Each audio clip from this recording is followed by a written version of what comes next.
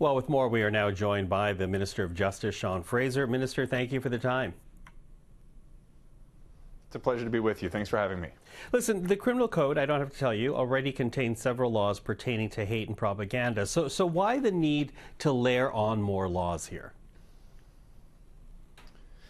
Look, that's an excellent point, and I think it's essential for people to understand that the new offenses that we've created do address distinct kinds of harm. For example, we have seen the challenges with different communities of faith who are being intimidated or obstructed from practicing their faith and for celebrating their identity when it comes to attending at religious institutions, at community centers, at schools, designed for identifiable groups in this country. But when we actually communicate, or rather consulted with communities who were impacted by hate across the country, with a troubling rise in hate crimes we've seen, we took their advice and said, when they said that they're impacted by hate throughout their communities, and when there is an assault committed against a person on the basis of the color of their skin, when there is a robbery committed against a person on the basis of their country of origin, or where there is harassment conducted against someone on the basis of their sexual orientation, the motivation for those hate crimes doesn't just impact the individual victim. It impacts the community more broadly, and the harm reverberates through the entirety of that community. We wanted to ensure that we advanced new offenses that will add additional protections, not just for the individuals who have been victimized by hate crimes, but for communities who feel the ripple effect in their daily lives, no matter where they find themselves in Canada. Still, though, you mentioned religious communities, and there's been mixed reaction to what you're proposing. For example, B'nai B'rith, they support what's been announced. The National Council of Canadian Muslims, they're expressing concern about how police might apply the law, concern about where people will be able to demonstrate. What do you say to that? Look, I think these are important questions, and we went to significant lengths to ensure that we are targeting social harm and criminal behavior, while at the same time absolutely protecting the right of Canadians to congregate, to freely express themselves. In fact, the legislation specifically exempts any conduct that would amount to gathering for the purpose of sharing information, for participating in a peaceful protest.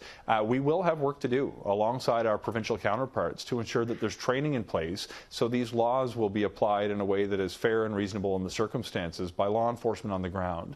But when I see the shocking rise in hate crimes that have taken place in recent years in this country, not taking action would be completely unacceptable. We made a decision to make good on our campaign commitments, targeting access to religious institutions, but at the same time advancing new offenses that we heard loud and clear from communities were required in order to protect them against hate in all circumstances. Over the course of the parliamentary study of this issue, should it be supported in the House and reach the committee stage, we're going to have the opportunity to benefit from the advice of additional experts who will give their testimony to either support or propose amendments to the legislation. And that exercise hopefully will produce a stronger piece of legislation over the course of that process. Mm-hmm.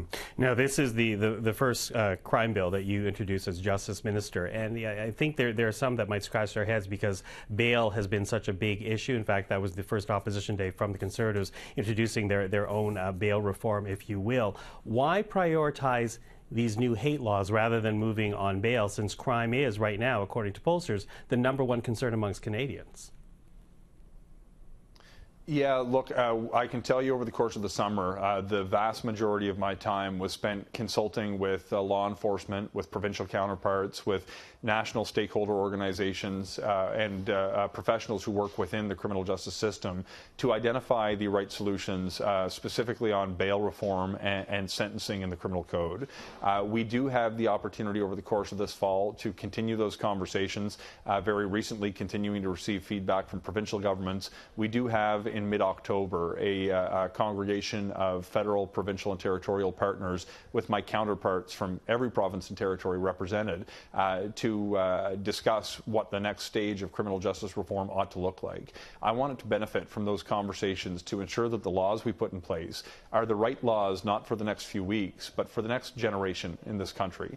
We have a serious package of reforms coming that's going to strengthen the bail system and ensure that there are more serious penalties where we have serious crimes taking place in this country. It also is going to create an opportunity for us to highlight the laws that need to be changed to build stronger and safer communities, and at the same time highlight for Canadians the role of provincial governments when it comes to administering the justice system on the ground and the policing requirements to ensure we're working together to create safe communities for everyone in this country. So what's the timeline Canadians can expect to have this package shared with them?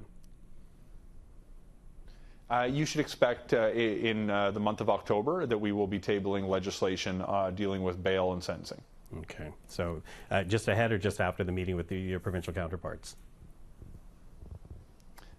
Look, some of these conversations will depend upon the nature of the feedback that we receive from the provinces and obviously the discretion of the House Leader. But my current anticipation, it will be slightly after we have an opportunity to meet with our provincial counterparts in Alberta coming up in just a few weeks. Okay. In the meantime, this hate and propaganda package, it needs to be passed. Who will support your government on this? Do you have an idea right at this point? Look, I don't speak for other parties. I can only speak for the government. We're aiming not necessarily to turn this into a political exercise where we change the perspective of doing what's right in order to convince another party to support us. We start with saying we're going to do what we believe is right and invite them to provide feedback to the extent that they think it can be improved.